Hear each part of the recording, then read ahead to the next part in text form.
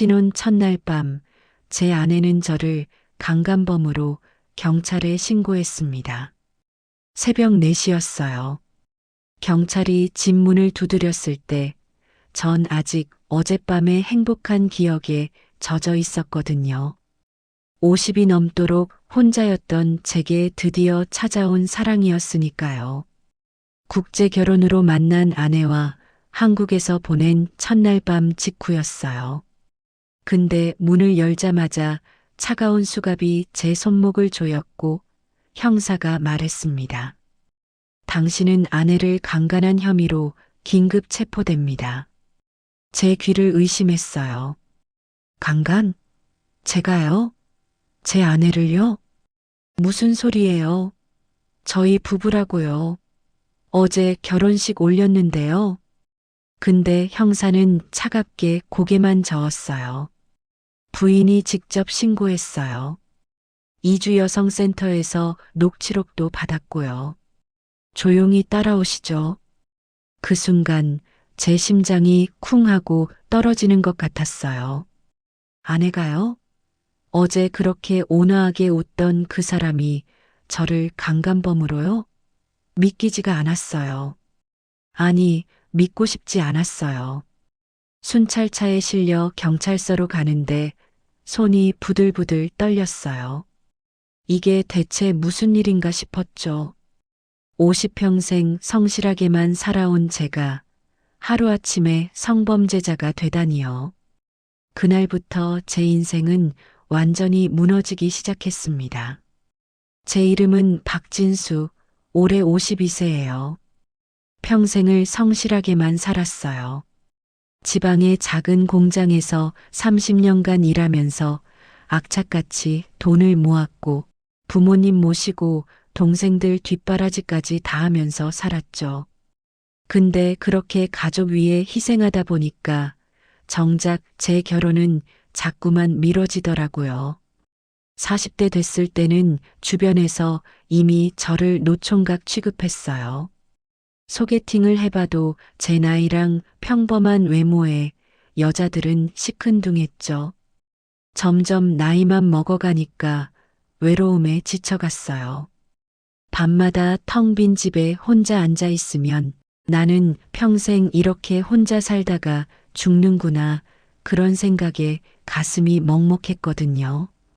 그렇게 50대가 됐을 때 결심했어요. 국제 결혼이라도 해서 진짜 가정을 꾸려보자고요. 혼자 늙어가는 것보다는 누군가랑 함께라도 남은 인생을 살고 싶었으니까요. 2020년 가을이었어요. 국제 결혼 중개업체를 찾아갔죠. 로맨스 커넥션이라는 이름의 그 업체는 서울 강남에 있는 깔끔한 사무실이었고 대표 최민석이라는 사람이 저를 반갑게 맞아줬어요. 박진수님, 어서 오세요. 저희는 태국, 베트남, 필리핀 같은 동남아시아 여성분들하고 매칭 전문으로 하고 있어요. 다들 착하고 순수한 분들이죠. 한국 남자 진심으로 좋아하시는 분들이에요. 최민석 대표는 태블릿을 꺼내서 여러 여자들의 프로필을 보여줬어요. 그 중에 제 눈에 들어오는 사람이 있었어요. 태국 출신 25세, 이름은 솜차이. 사진 속에서 밝게 웃고 있었고 긴 생머리에 하얀 피부가 인상적이었죠. 이분이요. 저랑 나이 차이가 너무 많이 나는 거 아닌가요? 제가 조심스럽게 물었어요. 근데 최민석 대표는 호탕하게 웃으면서 말하더라고요. 아니에요. 태국에서는 나이 차이가 전혀 문제 안 돼요. 오히려 나이 많은 남자를 안정적이고 믿음직스럽다고 생각하거든요. 솜차이 씨는 특히 한국 문화 진짜 좋아하고 한국 남자랑 결혼해서 한국에서 살고 싶어 하는 분이에요. 그 말에 제 마음이 흔들렸어요. 누군가가 저를 원한다는 것, 제가 필요하다는 것. 그것만으로도 가슴이 뛰었거든요. 비용은 얼마나 드나요? 총 3천만 원이에요. 여기에 다 포함되어 있어요. 솜차이 씨 가족한테 드리는 예단, 비자 발급 비용, 통역 비용, 결혼식 비용까지요. 그리고 저희가 사후 관리까지 완벽하게 해드려요. 3천만 원. 제가 30년간 모은 돈의 절반이었어요. 근데 결심했죠. 이게 제 마지막 기회일 수도 있다고 생각했으니까요. 좋습니다. 진행하겠습니다. 그렇게 계약서에 서명했고 계약금 1천만 원을 송금했어요. 2020년 12월이었어요. 태국으로 날아갔죠. 방콕 외곽의 작은 마을에서 솜차이를 처음 만났을 때 제 심장이 두근거렸어요. 사진보다 실물이 더 예쁘더라고요. 그 애가 수줍게 웃으면서 인사했어요. 사와디캅. 안녕하세요. 서툰 한국어였는데 그래도 한국어로 말을 걸어준다는 게 감동이었어요. 통역사 통해서 대화하면서 전 그 애에 대해 조금씩 알아갔죠. 가난한 집안에서 태어나서 어려서부터 일을 해왔고 한국 드라마 보면서 한국에 가는 걸 꿈꿔왔대요. 한국 정말 좋아요. 박진수 씨 좋은 사람이에요. 같이 한국 가고 싶어요. 그 애의 그 말에 제 가슴이 뜨거워졌어요. 누군가가 저를 좋은 사람이라고 말해준 게 얼마만인지 모르겠더라고요. 전 그 애가 진심이라고 믿었어요. 그곳에서 저희는 간단한 결혼식을 올렸고 태국 현지법으로 혼인신고를 마쳤어요. 그리고 한국에 돌아와서 2021년 1월에 한국에서도 정식으로 혼인신고를 했죠. 이제 법적으로 저희는 부부였어요. 근데 코로나19 팬데믹이 터지면서 솜차이의 한국 입국은 계속 지연됐어요.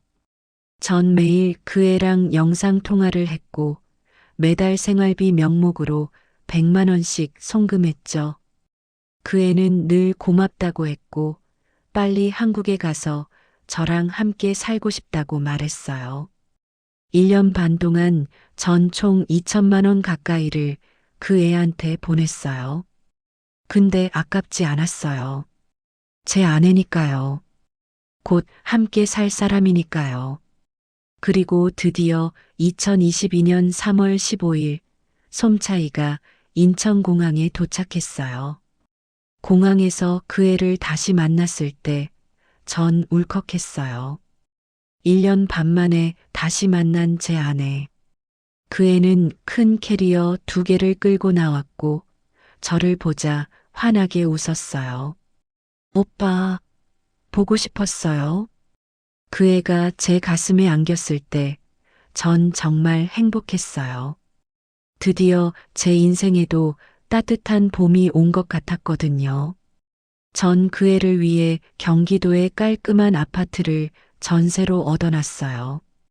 신혼집 꾸미는 데만 1천만 원 넘게 들였죠.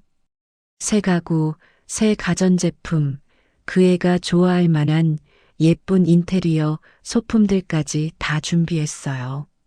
와, 정말 예뻐요. 고마워요, 오빠.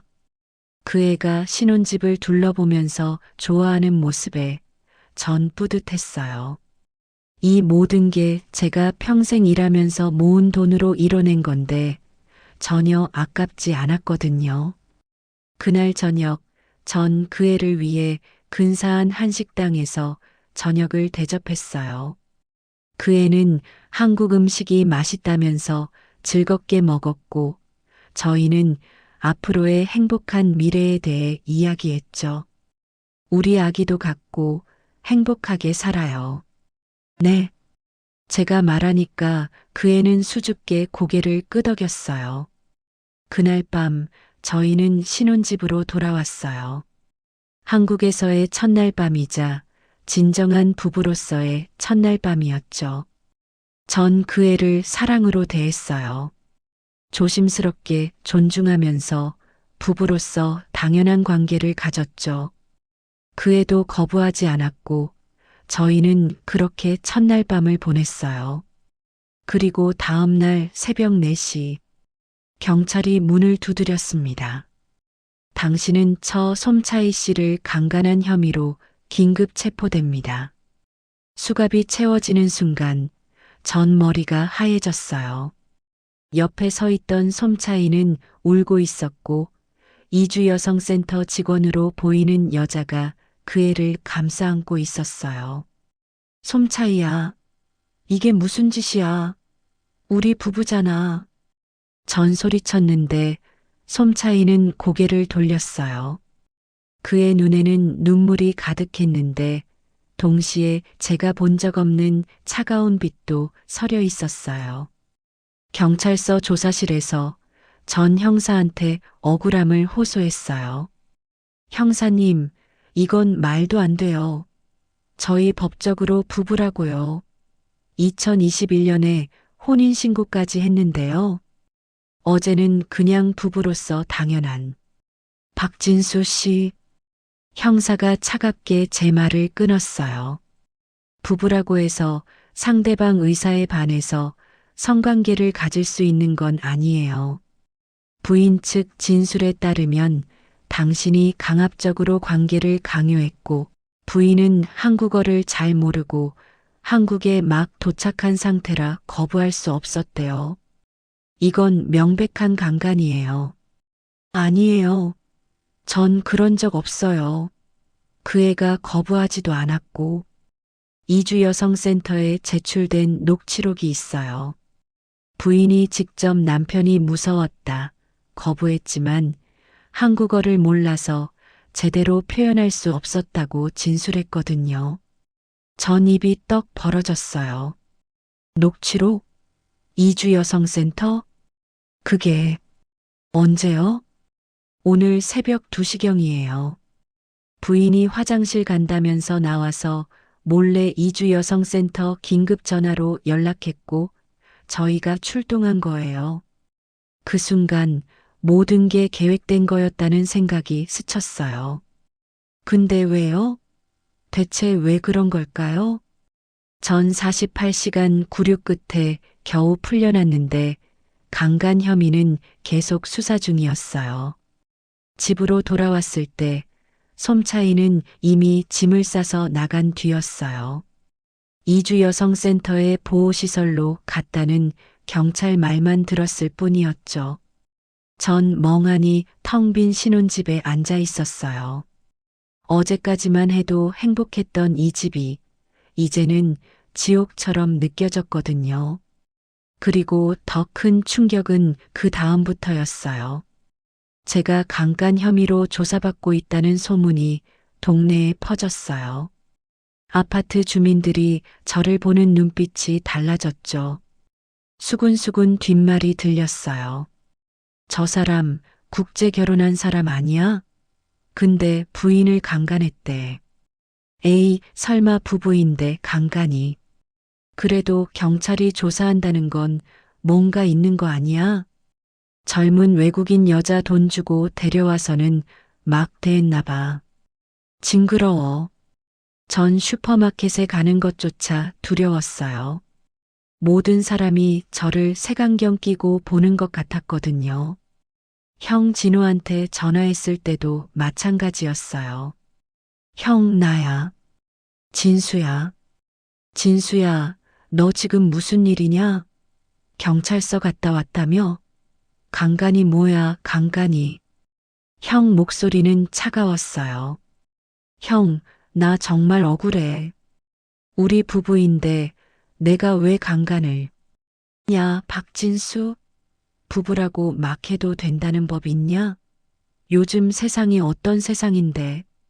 그리고 국제 결혼이면 더 조심했어야지. 그 여자가 한국말도 제대로 못하고 한국 온 지 하루밖에 안 됐는데 내가 성급하게 그런 걸 했으니까 그런 거 아니냐? 형, 내 말 좀. 나도 이제 얼굴 들고 다니기 힘들다. 동생이 성범죄자라니. 당분간 연락하지 마. 형은 일방적으로 전화를 끊어버렸어요. 전 손에서 힘이 빠져서 휴대폰을 떨어뜨렸어요. 형마저도 저를 믿지 않았거든요. 친구들한테 연락했을 때도 마찬가지였어요. 진수야, 미안한데. 나 요즘 좀 바빠서 나중에 연락할게. 너 그 일 때문에 말 많더라. 조심해라. 난 좀 거리를 둬야겠다.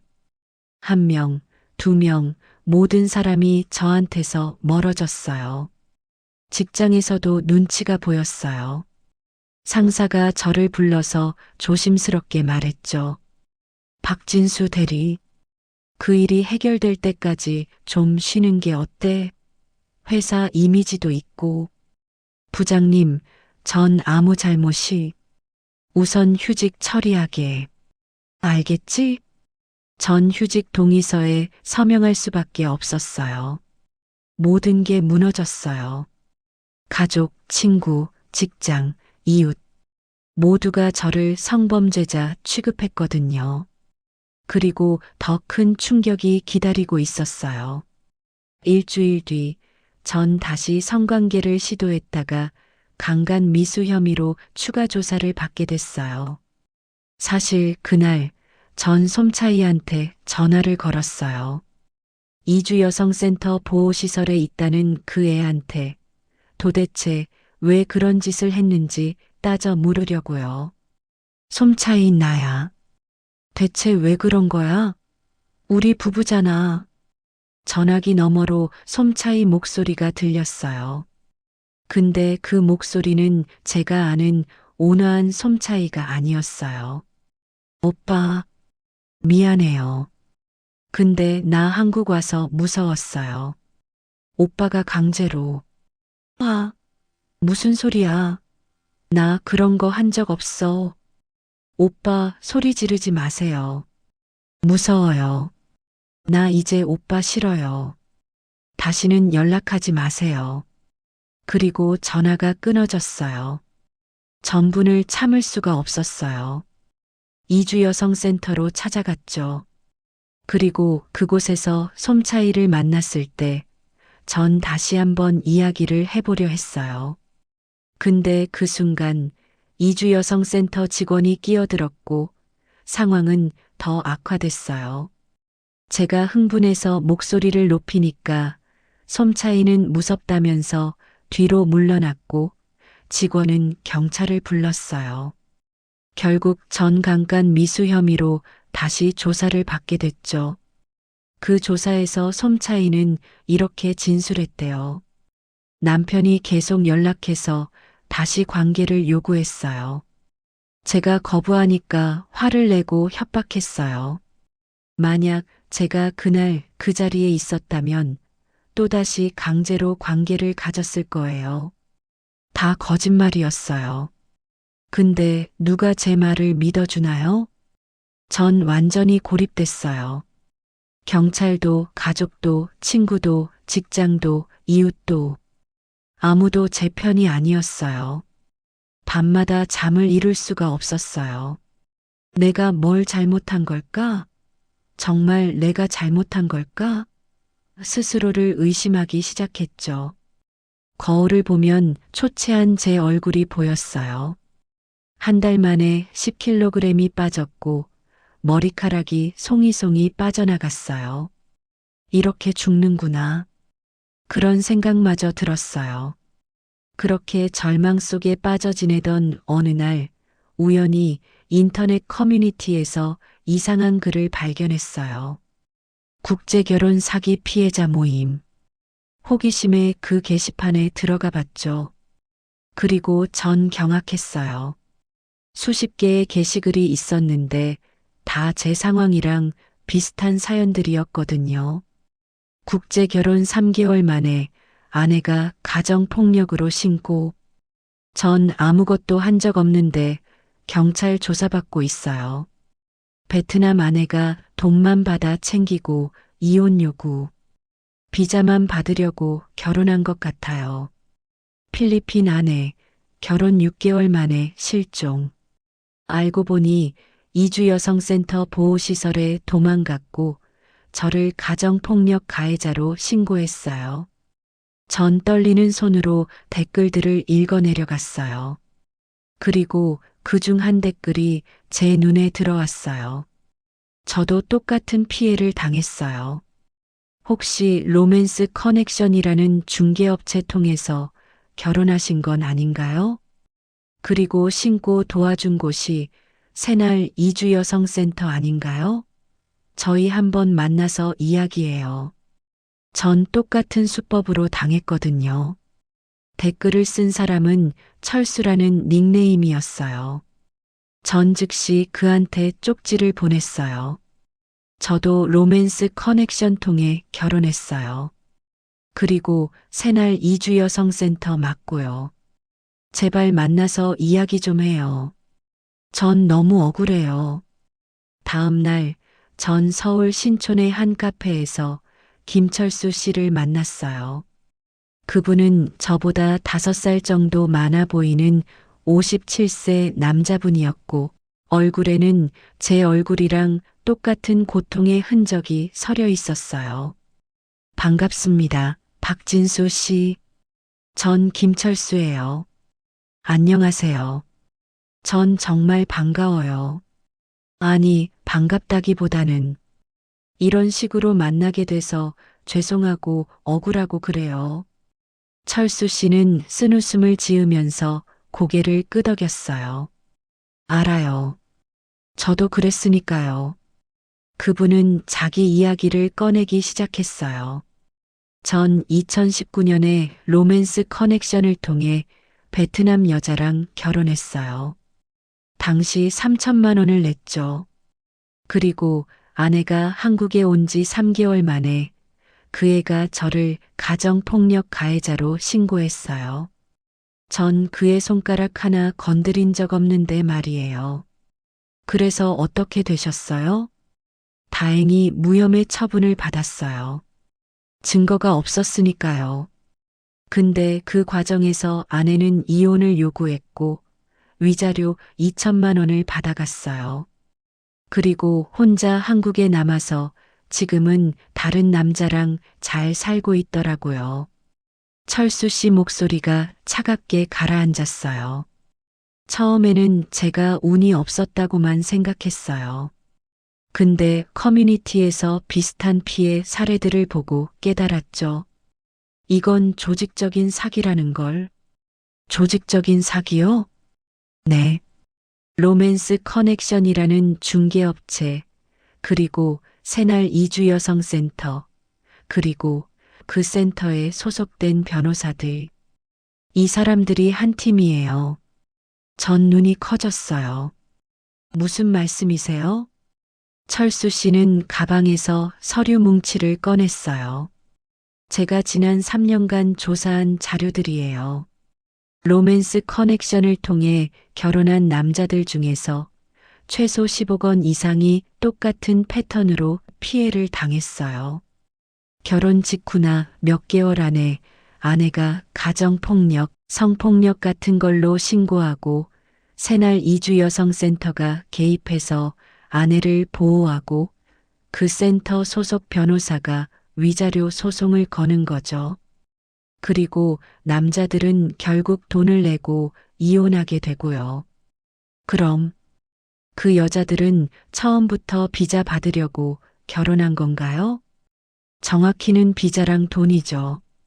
F6 비자, 그러니까 결혼 이민 비자를 받으면 한국에 합법적으로 체류할 수 있잖아요. 그리고 가정폭력 피해자로 인정받으면 비자 연장도 쉽고 이혼 후에도 한국에 남을 수 있고요. 게다가 위자료까지 받으면 일석이조죠. 전 머리가 지끈거렸어요. 그럼 로맨스 커넥션은 알고 있었던 건가요? 아마도요. 정황상 그래요. 이 업체를 통해 결혼한 여자들이 유독 이런 패턴을 보이니까요. 철수 씨는 한숨을 쉬었어요. 박진수 씨, 우리 같은 사람들은 말 그대로 호구예요. 외롭고 절박하고 돈은 좀 있는 중년 남자들. 이런 사람들을 타깃으로 조직적으로 사기를 치는 거예요. 전 주먹을 불끈 쥐었어요. 그럼 우리가 어떻게 해야 하나요? 이대로 당하고만 있어야 하나요? 철수 씨는 고개를 저었어요. 아니에요. 전 가만히 있지 않았어요. 변호사를 선임했고 지금 민사소송 준비 중이에요. 그리고 그분은 잠시 말을 멈췄다가 조심스럽게 말했어요. 사실 제가 아는 형사님이 한 분 계세요. 국제결혼 사기 전담팀에 계신 분인데 이미 이 조직을 주목하고 계세요. 근데 결정적인 증거가 없어서 수사를 못하고 있대요. 만약 박진수 씨가 협조해 주신다면 우리가 함께 이 사람들을 잡을 수 있을지도 몰라요. 그 말에 전 고개를 번쩍 들었어요. 전 뭘 하면 되나요? 전 뭐든지 하겠어요. 이대로는 못 살아요. 철수 씨는 제 눈을 똑바로 보면서 말했어요. 우선 형사님을 만나봐요. 그분이 방법을 알려주실 거예요. 그렇게 전 처음으로 희망의 빛을 봤어요. 완전히 혼자라고 생각했던 제게 드디어 편이 생긴 거죠. 3일 후, 전 김철수 씨랑 함께 서울 강남경찰서를 찾아갔어요. 그곳에서 저희는 국제결혼 사기 전담팀의 강민준 형사를 만났죠. 강민준 형사는 40대 초반으로 보이는 날카로운 인상의 사람이었어요. 그분은 저희를 작은 조사실로 안내하고는 문을 닫았어요. 박진수 씨, 김철수 씨한테서 대략적인 이야기를 들었어요. 우선 앉으세요. 전 떨리는 마음으로 의자에 앉았어요. 강 형사는 파일을 펼치면서 말을 이었어요. 박진수 씨 사건, 제가 이미 파악하고 있어요. 저 솜차이 씨가 강간 및 강간 미수 혐의로 신고했고, 현재 검찰 송치 직전 단계죠? 네, 맞아요. 형사님, 전 정말 억울해요. 전 아내를 강간한 적이 없어요. 우리 부부인데 제가 왜? 강 형사는 손을 들어서 제 말을 막았어요. 알아요. 전 이 사건이 조작된 거라고 생각해요. 네. 전 깜짝 놀라서 강 형사를 쳐다봤어요. 제가 이 사건을 의심하는 이유가 있어요. 로맨스 커넥션 그리고 새날 이주여성센터. 이 두 조직은 저희가 3년 전부터 주목하고 있던 곳이에요. 강 형사는 책상 위에 여러 장의 사진이랑 서류를 펼쳐놨어요. 로맨스 커넥션의 대표 최민석. 이 사람은 2015년부터 국제결혼 중개업을 해왔고 지금까지 약 200건 이상의 국제결혼을 중개했어요. 그 중에서 최소 30건 이상이 결혼 후 1년 이내에 이혼했고 대부분 여자 측이 가정폭력이나 성폭력을 주장하면서 위자료를 받아냈어요. 30건이나요? 네. 통계적으로 비정상적으로 높은 비율이에요. 그리고 그 30건 중 대부분이 새날 이주여성센터의 도움을 받았고요. 강 형사는 다른 사진을 가리켰어요. 40대 중반으로 보이는 여자 사진이었어요. 이 사람은 새날 이주여성센터의 소장 이은정. 그리고 이 사람. 또 다른 사진. 50대 남자였어요. 센터 소속 변호사 한성민. 이 두 사람이 핵심이에요. 이은정 소장은 외부적으로는 이주여성 인권운동가로 알려져 있는데 실상은 달라요. 그 사람은 최민석이랑 연결되어 있고 계획적으로 남자들을 타깃으로 사기를 치고 있다고 전 확신해요. 전 입을 다물 수가 없었어요. 그럼 이 사람들을 왜 아직까지 잡지 않으신 건가요? 강 형사는 한숨을 쉬었어요. 증거가 부족하기 때문이에요. 이 사람들은 매우 교묘하게 움직여요. 법적으로 문제가 될 만한 직접적인 증거를 남기지 않죠. 중개업체는 그저 중개만 했을 뿐이고 이주여성센터는 피해 여성을 보호했을 뿐이에요. 변호사는 정당한 법률 서비스를 제공했을 뿐이고요. 근데 이렇게 명백한데요? 명백해 보이는 것이랑 법적으로 입증하는 건 달라요. 박진수 씨, 우리한테 필요한 건 결정적 증거예요. 이 사람들이 서로 공모하고 있다는 직접적인 증거, 금전거래, 내역 또는 그 사람들이 계획적으로 이런 범죄를 저지르고 있다는 물증이나 녹음 파일 같은 거요. 전 고개를 떨궜어요. 그럼 전 어떻게 하면 되나요? 전 이미 강간 혐의로 곧 재판에 넘어갈 텐데요. 강 형사는 제 눈을 똑바로 쳐다보면서 말했어요. 박진수 씨, 제가 도와드릴게요. 근데 조건이 있어요. 조건이요? 박진수 씨가 저희 함정 수사에 협조해 주셔야 해요. 함정 수사요? 네. 박진수 씨가 미끼가 되는 거예요. 전 심장이 쿵 떨어지는 것 같았어요. 어떻게요? 강 형사는 노트북을 열어서 화면을 제게 보여줬어요. 솜차이 씨랑 최민석, 그리고 이은정, 한성민. 이 사람들은 지금 박진수 씨한테서 최대한 많은 돈을 뜯어내려고 할 거예요. 곧 위자료 소송이 들어올 거예요.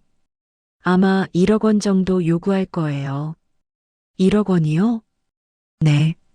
그리고 박진수 씨가 만약 협상을 제안하면 그 사람들은 합의금 명목으로 5천만 원에서 7천만 원 정도를 요구할 가능성이 높아요. 강간 혐의를 취하해 준다면서 돈을 내라는 식이죠.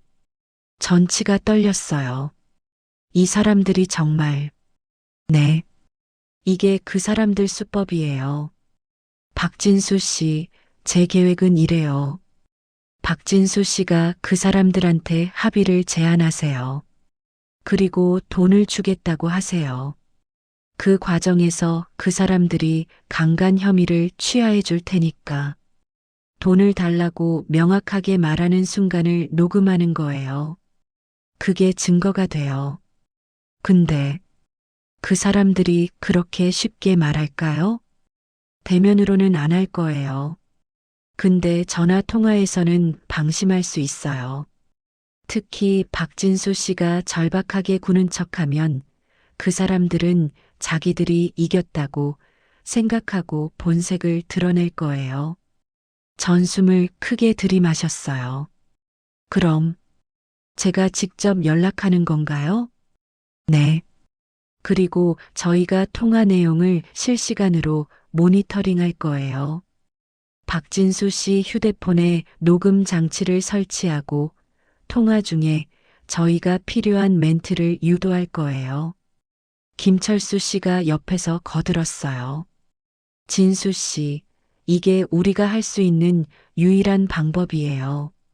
전 형사님께 협조해서 제 사건 증거를 모으고 있어요. 우리가 함께 해야 이 조직을 무너뜨릴 수 있어요. 전 고개를 끄덕였어요. 알겠어요. 하겠어요. 뭐든지 하겠어요. 강 형사는 만족스러운 표정을 지었어요. 좋아요. 그럼 준비하죠. 일주일 후 예상대로 솜차이 측 변호사 한성민한테서 전화가 왔어요. 박진수 씨? 전 한성민 변호사예요. 솜차이 씨의 법률 대리인으로서 연락드려요. 전강 형사가 미리 알려준 대로 최대한 떨리는 목소리로 대답했어요. 네. 변호사님, 박진수 씨 솔직하게 말씀드릴게요. 지금 상황이 박진수 씨한테 매우 불리해요. 강간 혐의로 재판이 진행되면 박진수 씨는 최소 징역 3년 이상을 선고받을 가능성이 높아요. 그렇게 되면 전과자가 되고 직장도 잃고 인생이 끝나는 거죠. 전 아무 말도 하지 않았어요. 강 형사가 일단 듣기만 하라고 했으니까요. 근데 다행히 아직 합의할 기회가 있어요. 솜차이 씨 측에서 위자료 1억 원을 요구하고 있는데 만약 박진수 씨가 성실하게 합의 의사를 보이신다면 금액을 조정할 수도 있어요. 변호사님, 전 돈이 많지 않아요. 이미 결혼하면서 다 써버렸어요. 그래도 뭐라도 있지 않겠어요? 집이라든지 퇴직금이라든지. 전강 형사의 신호에 따라 말했어요. 5천만 원. 5천만 원 정도는 어떻게든 구할 수 있을 것 같아요. 제발, 이것만 해결되면 전 아무것도 바라지 않아요. 전화 너머로 한성민 변호사의 만족스러운 목소리가 들렸어요. 5천만 원. 좋아요.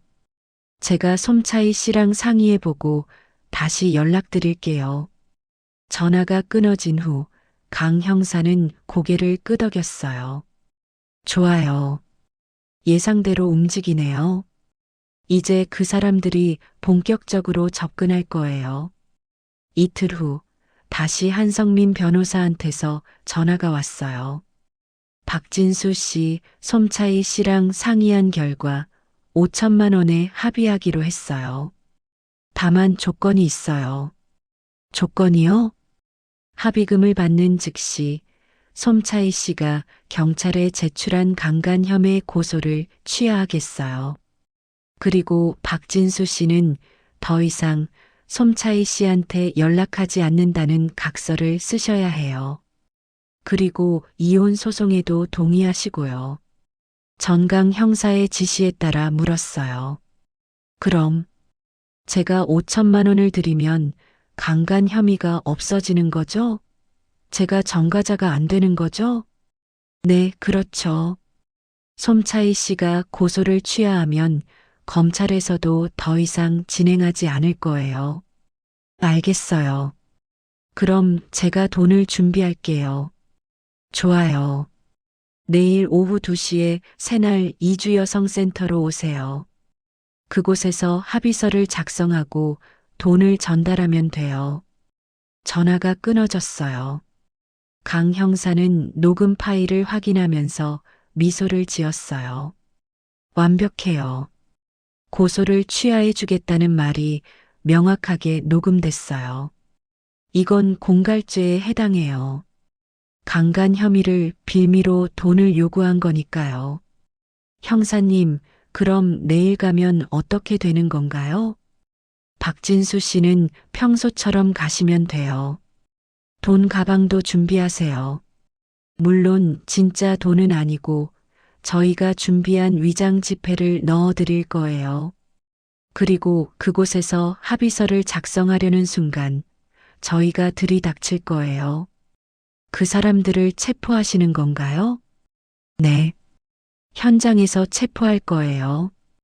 그리고 이참에 로맨스 커넥션의 최민석도 함께 잡을 거예요. 이미 압수수색 영장을 준비해뒀어요. 전 가슴이 두근거렸어요. 형사님, 정말 고마워요. 강 형사는 제 어깨를 두드렸어요. 아직 끝난 게 아니에요. 내일이 중요해요. 긴장하지 마시고 평소처럼 행동하세요. 그 사람들이 의심하지 않도록요. 네, 알겠어요. 그날 밤, 전 긴장이랑 기대감으로 잠을 이룰 수가 없었어요. 드디어 내일이면 이 악몽이 끝날 수 있다는 생각에 가슴이 벅차올랐거든요. 다음 날 오후 2시, 전 새날 이주여성센터에 도착했어요. 센터는 서울 구로구의 한 빌딩 3층에 있었고 입구에는 새날 이주여성센터라는 간판이 걸려 있었어요. 전 손에 든 검은색 가방을 꼭 쥐고 안으로 들어갔어요. 가방 안에는 강 형사가 준비해준 위장 지폐 뭉치랑 초소형 녹음기가 숨겨져 있었죠.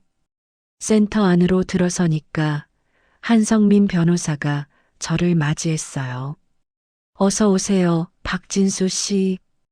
기다리고 있었어요. 안녕하세요, 변호사님. 이쪽으로 오시죠. 한성민 변호사는 저를 상담실로 안내했어요. 그곳에는 이미 이은정 소장이랑 솜차이가 앉아 있었어요. 솜차이는 제가 들어서니까 고개를 돌렸어요. 저랑 눈을 마주치지 않으려는 듯 했어요. 앉으세요. 한성민 변호사가 말했고, 전 그 사람들 맞은편에 앉았어요. 돈은 가져오셨죠? 네. 여기 있어요. 전 가방을 테이블 위에 올렸어요. 한성민 변호사는 가방을 열어서 안을 확인했어요. 좋아요. 5천만 원 맞네요. 그 사람은 만족스러운 표정으로 가방을 닫았어요. 자, 그럼 합의서를 작성하죠. 이은정 소장이 서류를 꺼내서 제 앞에 놨어요. 여기 서명하시면 돼요. 이 합의서에는 박진수 씨가 솜차이 씨한테 위자료 5천만 원을 지급하고 솜차이 씨는 강간 고소를 취해야 한다는 내용이 담겨 있어요. 그리고 양측은 더 이상 서로한테 연락하지 않으며 이혼에 합의한다는 내용도 있고요. 전 떨리는 손으로 서류를 받아들었어요. 그리고 그 순간 경찰이다. 모두 손들어.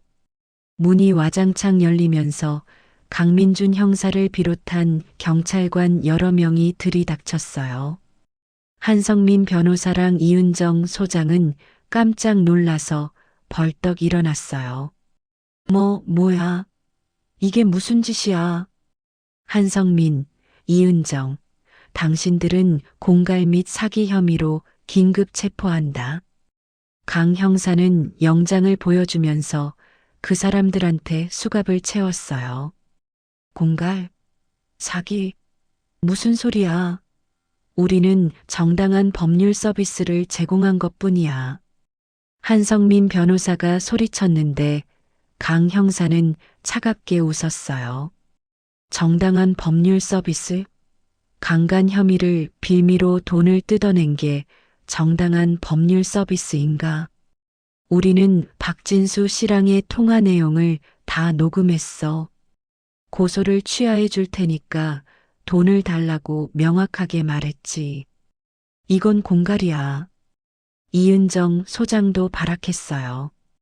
우리는 피해 여성을 도운 것뿐이에요. 솜차이 씨는 진짜 피해자라고요. 피해자?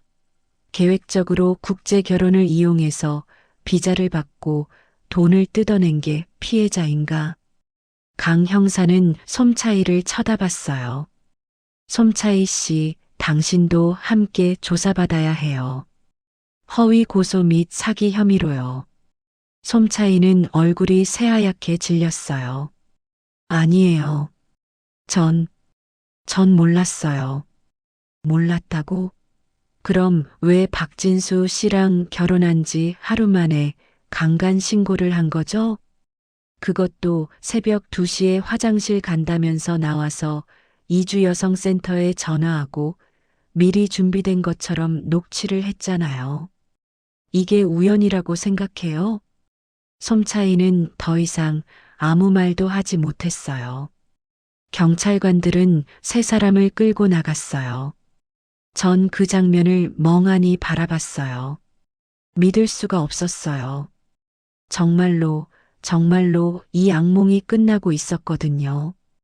강 형사가 제게 다가왔어요. 박진수 씨 수고하셨어요. 잘하셨어요. 형사님, 정말 고마워요.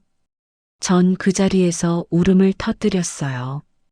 그동안 쌓였던 억울함, 고통, 분노, 모든 게 눈물로 쏟아져 나왔어요. 그날 저녁 강 형사는 로맨스 커넥션 사무실에 대한 압수수색도 진행했어요. 최민석은 그곳에서 체포됐고 사무실에서는 수많은 증거들이 나왔어요. 국제결혼중개계약서, 여자들이랑 주고받은 메시지, 그리고 결정적으로 이은정, 한성민이랑 주고받은 이메일이랑 금전 거래 내역이 발견됐어요. 이메일에는 이런 내용들이 담겨 있었어요.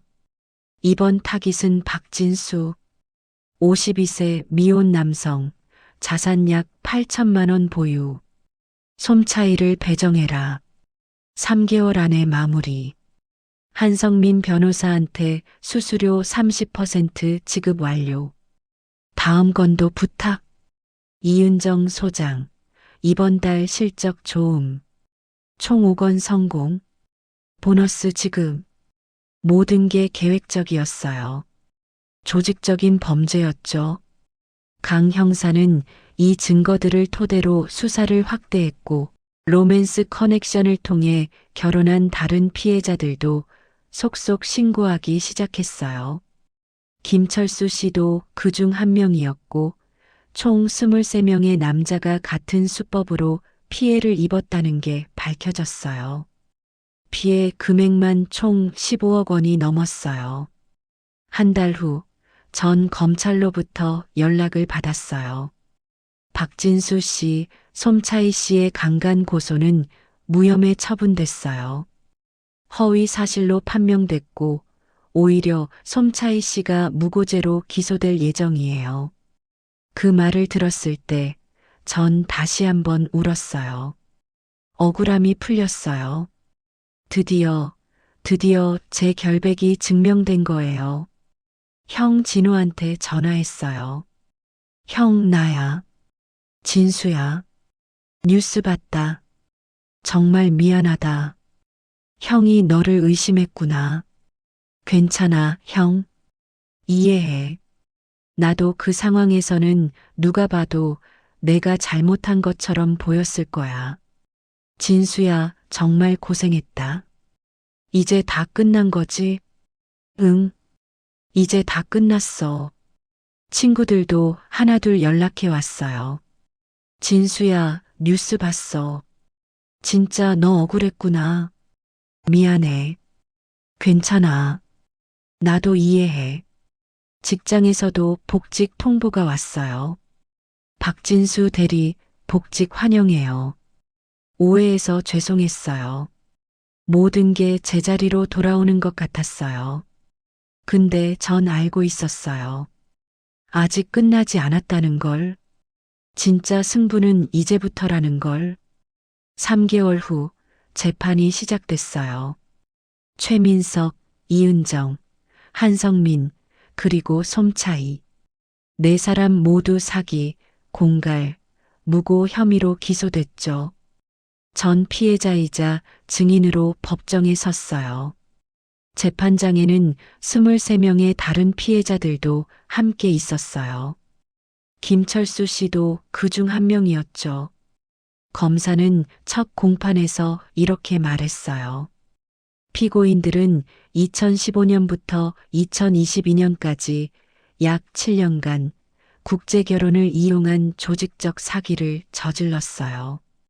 외롭고 절박한 중년 남자들을 타깃으로 삼아서 동남아시아 여자들이랑 위장 결혼을 시키고 결혼 직후 허위 고소를 통해서 금전을 갈취했어요. 피해자는 총 23명, 피해 금액은 15억 원이 넘어요. 이건 명백한 조직 범죄이며 피고인들은 법의 엄정한 심판을 받아야 해요. 피고인석에 앉은 최민석은 고개를 떨구고 있었고 이은정은 눈물을 흘리면서 변명했어요. 전 정말 이주 여성들을 돕고 싶었어요.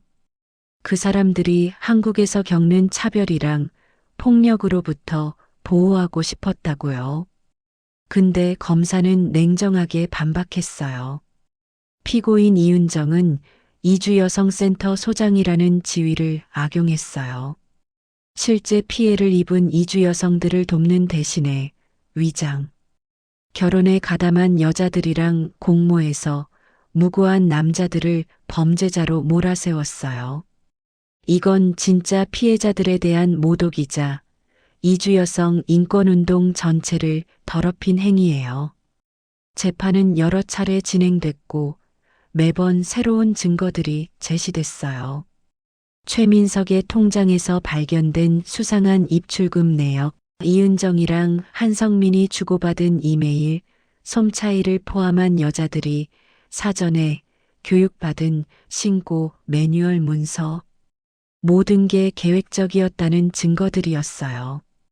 특히 충격적이었던 건 솜차이가 한국에 오기 전에 최민석이랑 주고받은 메시지였어요. 한국 가면 3개월만 참아. 그리고 신고하면 돈 받을 수 있어. 너 몫은 1천만 원. 박진수라는 남자 사진 봤어. 나이 많고 못생겼네. 근데 돈 있으니까 참을게.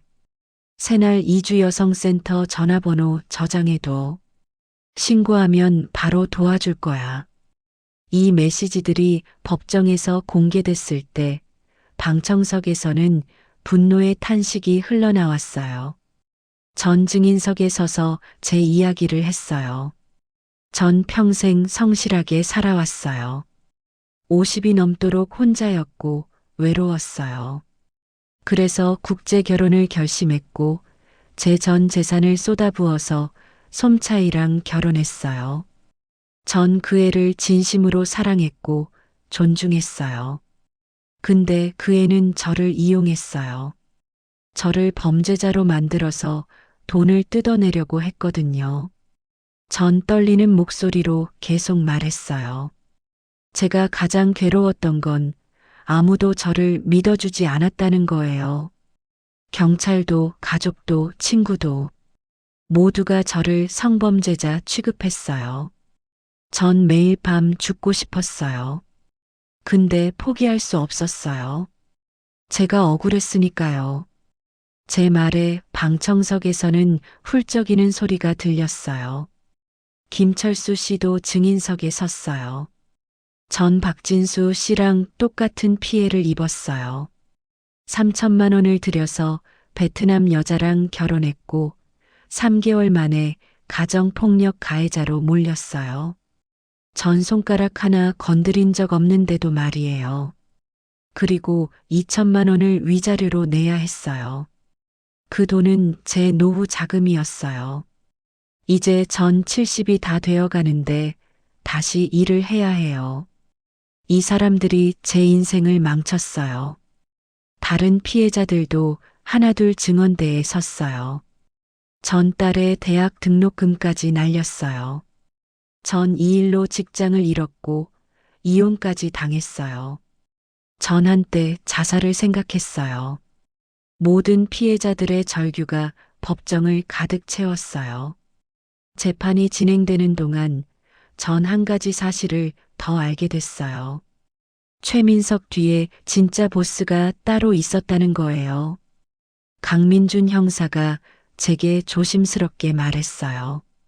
박진수 씨, 사실 최민석은 중간 관리자에 불과해요.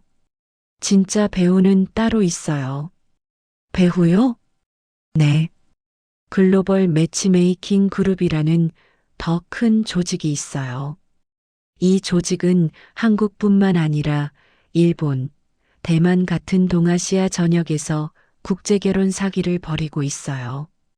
최민석은 이 조직의 한국 지부장이었던 거죠. 그럼 그 조직 보스는 누구예요? 이름은 김재혁. 40대 중반 남자예요. 지금 태국에 도피 중이에요. 근데 저희가 인터폴이랑 협력해서 추적하고 있어요. 그 사람도 잡을 수 있나요? 시간이 걸리겠지만 반드시 잡을 거예요. 그리고 재판이 진행된 지 5개월째 되던 날, 놀라운 소식이 들려왔어요. 김재혁이 태국 방콕에서 체포돼서 한국으로 송환됐다는 거예요. 강 형사가 직접 태국까지 날아가서 현지 경찰이랑 협력해서 검거한 거였어요. 박진수 씨, 드디어 잡았어요. 진짜 보스를요. 강 형사는 피곤한 얼굴이었는데 환하게 웃고 있었어요. 형사님, 정말 고생하셨어요. 이제 진짜 끝이에요. 이 조직 전체가 무너지는 거예요. 김재혁이 법정에 섰을 때 전 그 사람을 직접 봤어요. 깔끔한 정장을 입은 40대 중반 남자.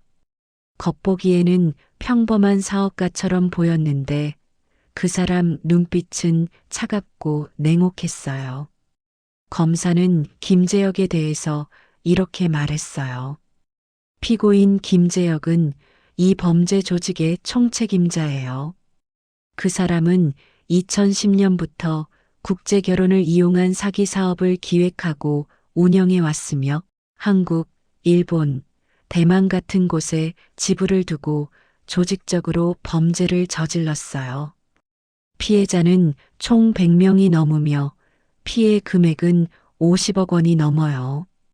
이건 단순한 사기가 아니라 국제적인 범죄 조직에 의한 중대한 범죄예요.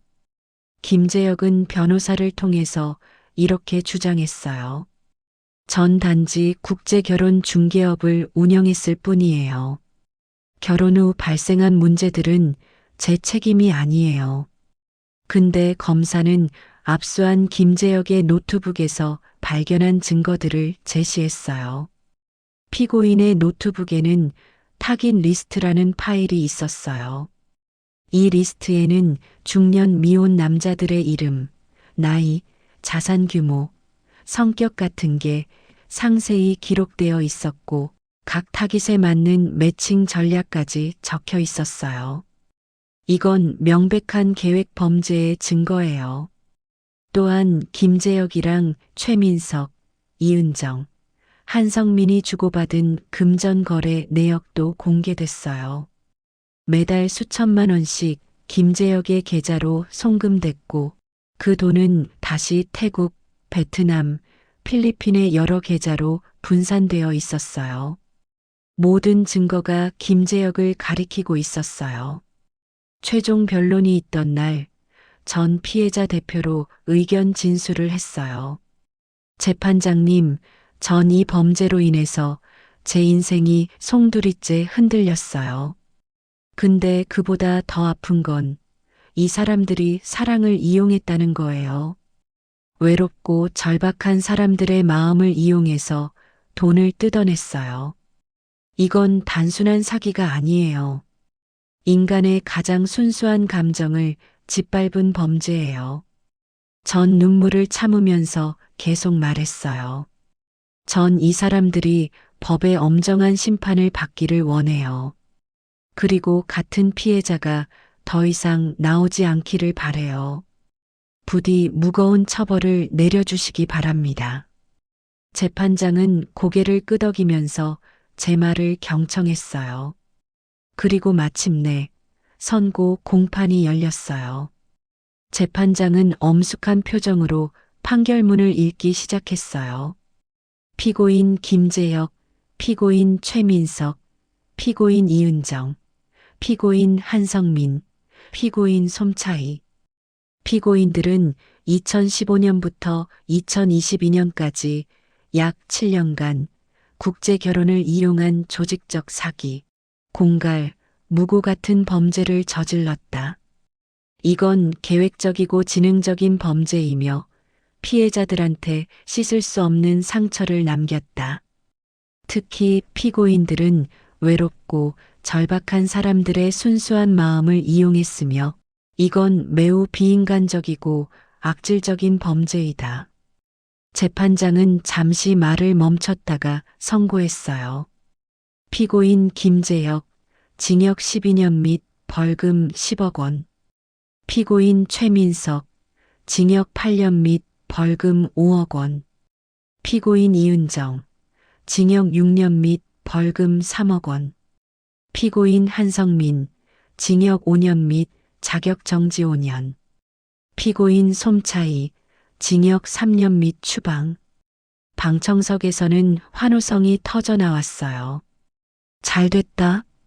마땅한 처벌이야. 전 김철수 씨랑 함께 눈물을 흘리면서 서로를 껴안았어요. 철수 형, 우리 이겼어요. 드디어 이겼어요. 그래, 진수야. 우리 이겼다. 강민준 형사도 뒤에서 박수를 보냈어요. 재판이 끝난 후 전 법원 밖에서 기자들의 인터뷰 요청을 받았어요. 박진수 씨, 오늘 판결에 대해서 어떻게 생각하세요? 정의가 승리했다고 생각해요. 전 이 재판을 통해서 배웠어요. 포기하지 않으면 진실은 반드시 밝혀진다는 걸요. 앞으로 계획은 어떻게 되세요?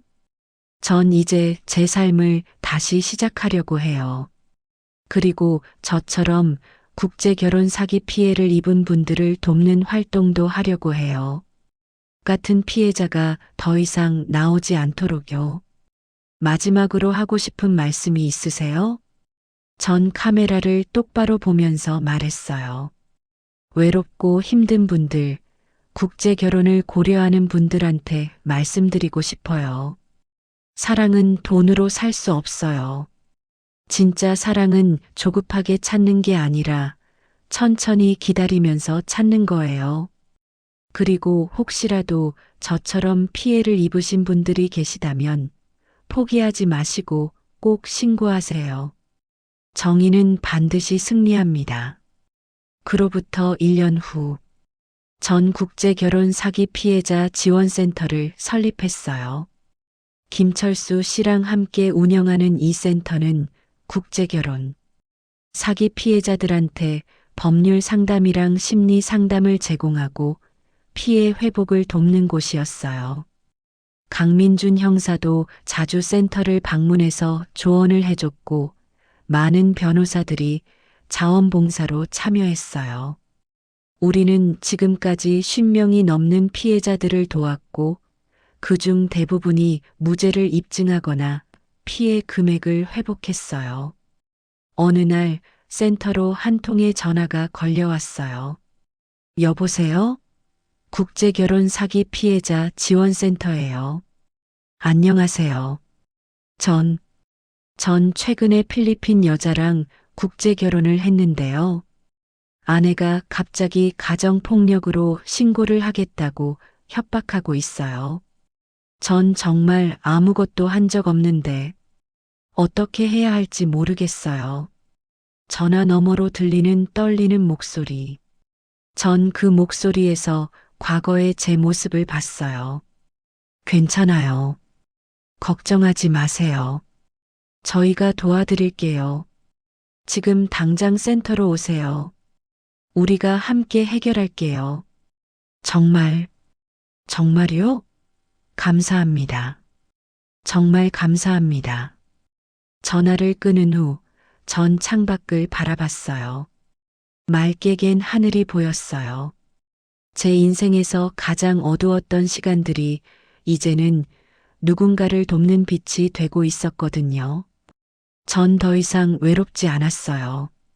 제게는 함께 싸워준 철수 형이 있었고, 강민준 형사가 있었고, 그리고 제가 도운 수많은 피해자들이 있었어요. 사랑은 돈으로 살 수 없지만 진실이랑 정의는 포기하지 않는 사람들이 만들어낸다는 걸 전 배웠어요. 그리고 전 이제 알고 있어요. 제 인생에서 가장 소중한 건 외로움을 채워줄 누군가가 아니라 제 곁에서 함께 싸워준 사람들이라는 걸요. 오늘 이야기는 어떠셨나요? 여러분이라면 이런 조직적 사기에 맞서서 끝까지 싸울 수 있으셨을까요? 댓글로 여러분의 생각을 들려주세요. 그리고 오늘도 인생 티타임과 함께 따뜻한 하루 보내시길 바랍니다. 구독이랑 좋아요, 알림 설정도 잊지 말아주세요. 오늘도 행복한 하루 되세요.